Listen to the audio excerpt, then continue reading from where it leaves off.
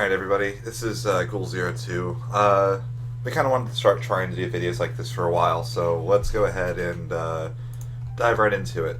So, Valkyria Chronicles Remaster is coming out in the US in this spring. It's coming to PS4, the game's been on PS3, it's been on PC,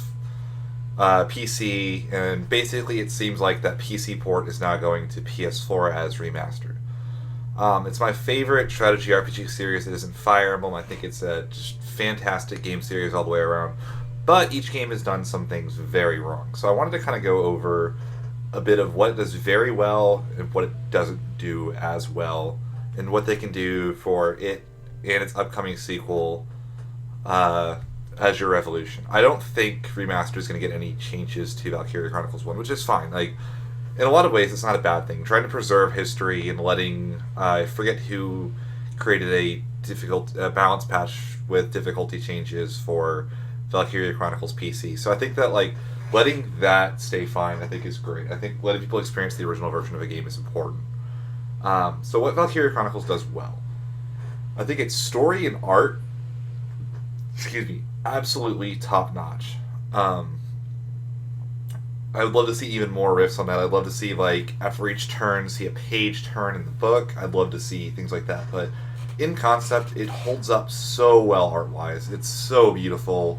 Characters are all likable. The story takes kind of Fire Emblem's basic tropes, but transmits them into this weird hybrid World War II universe. Just really well done all the way around.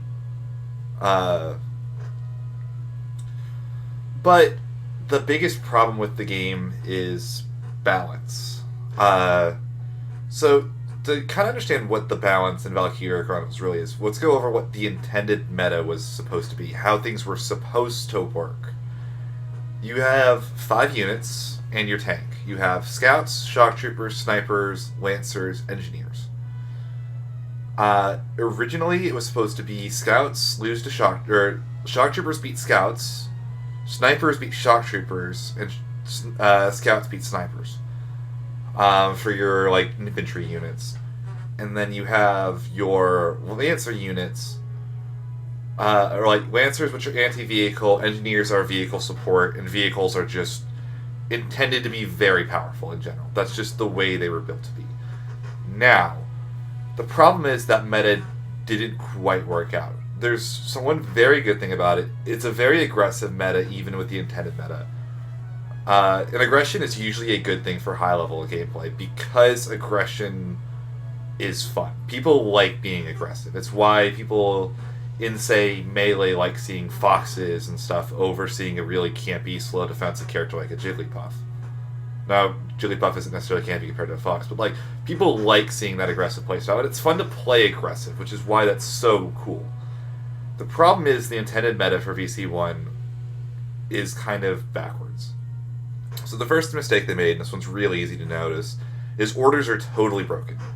For 1 extra movement, you can make a scout, which is supposed to be hard countered by shock troopers. You are not supposed to be able to get a scout anywhere near a shock trooper without just explosions happening and their head blowing up.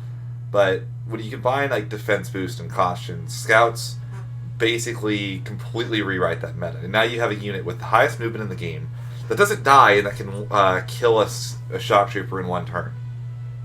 That's a problem. For very low cost, mind you. You can get a scout into an area that it takes 2 turns for a shock trooper to get to. They'll kill it, and they still have those buffs moving forward.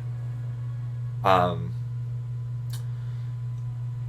other problem is that snipers and your tank are way too weak. They were very worried that snipers were going to break the game because they do high damage at long range, which for something like this would seem to be really bad. Especially the enemy AI isn't great at running at snipers. They don't directly target snipers. They go after your base, which means if you could put a sniper off in the right spot, you could basically keep them from doing anything and one-shot them. So they made snipers kind of weak overall to kind of balance that. Their movement's absolutely atrocious. They can't go anywhere. It's like playing a claustrophobic person. And that's just, it doesn't really work. It makes them, it unbalances the meta, even if you ban orders, because it makes shock troopers way more powerful than they should be. especially because enemy units don't ever aim for headshots, so they aren't going to ever do their job and take out shock troopers. Now, your tank is also far weaker than it needs to be in Valkyria Chronicles 1. Again, they are worried because tanks are essentially anti-everything units is kind of almost the best way of putting it. They take almost no damage from anything that aren't Lancers. They hit stupid hard. They have okay movement, but they're slow. They take two moves. They were so worried about this that they almost overly did it with your own tank. The Edelweiss's accuracy is terrible. Its damage output is not very good. All in all, it's just a very mediocre unit. That said, it's still a good game. It just has a lot of little issues like that.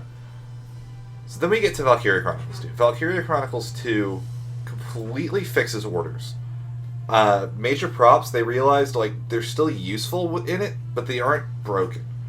Taking 3 for a single unit defense boost means that you have to be able, it really makes you think if that order is worth it or not, which I think is fantastic. You only have about, I believe it was 7 or 8 CP per turn, so you're using half of your moves for a turn to get that same defense buff. Huge difference in what you can do in the game. They buffed tanks, almost to the point of being too powerful, but I think that was actually a good decision on their part, because it rewards that aggressive meta. The best tank is also the most fragile tank.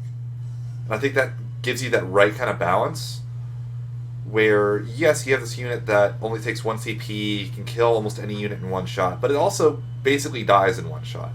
And I think that that's actually a really fun way to make that meta work. And there's other ways of doing it where if you want a larger, bulkier tank, you can get one. I think the smaller areas in the PSP really kind of hurt it overall. It made moving units, deploying them, and so on and so forth a lot faster, but it also kind of can break the meta in a way. Send in a scout, take a base, deploy a shock trooper at that point, which they couldn't get to otherwise, and all of a sudden you can just destroy them from the front lines. I don't think that was necessarily what they had in mind with the smaller areas. And that's just technical limitations. I kind of ignored a lot of tech issues in VC1 as well, tying damage for shock troopers to frame rate was a terrible idea. There are strats that work in the PS3 version because it lags, that don't work on the PC version. Just kind of a dumb mechanic all the way around. The last problem with VC2 is that they introduced what's called stutter stepping. This is a completely unintended exploit, but basically Ragnade has a very low lag going into and out of it, but it reads you as going into your weapon mode when you go into it. And when you're in weapon mode, enemies put down their guns so that you can aim properly and so on and so forth. And then when you exit weapon mode, they pull them back up and start shooting for interception fire again. Now, Ragnade has such slow intro lag and end lag, where stutter stepping is you pull out your Ragnade, they put their guns down, you put the Ragnade away, they start pulling it up, but before they can fire again, you pull it out again, and they put their guns back down. Very, very broken mechanic. Makes the game's biggest units kind of a joke. Would really have liked to have seen that gone.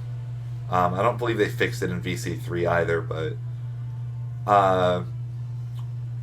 that said, VC3, I haven't played as much about it because the only time I've gotten a chance to play it is on emulator, which is not the best way of playing it. Busy with other games, and never came out in the US, also hurts in a lot of other ways. I think they buffed interception fire, which I thought was a good idea. They still have a couple broken tanks. AI is not as good as it could be. They added some abilities that, when you combine with a couple orders, are just ridiculous. But overall, I think VC3 was even an improvement on VC2 for balance. So, that brings us to Azure Revolution.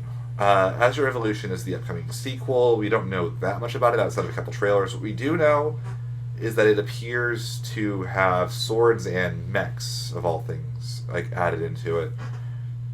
They're saying the battle system will be slightly different, but I'm assuming it's going to have similar concepts. What I'd like to see is I'd like to see them try to keep the aggressive meta that VC 1 through 3 established. I think that was the biggest selling point for the series, is that playing aggressive is really rewarding. I think swords are a great way of promoting aggression in that regards. Depending on how they handle interception fire, it could be a really cool mechanic.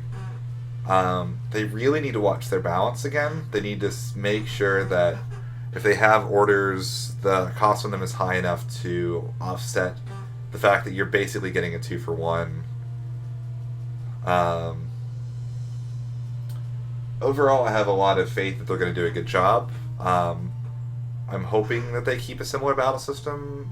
Like, you can at least see the inspiration, but I guess we'll just see. Anyways, that was pretty much it for this. If you enjoyed this, let me know. I've got similar ideas for stuff I could talk about with the Tales series is one. I want to talk a bit about, like, what Persona 4 Golden did well, where to improve that for Persona 5. If there's any of these things that you like, let me know, and I will go ahead and try to record a video on them. So, thanks for watching, everybody. If you get a chance, follow me on Twitch at twitch.tv/ghoul02. Thanks for watching.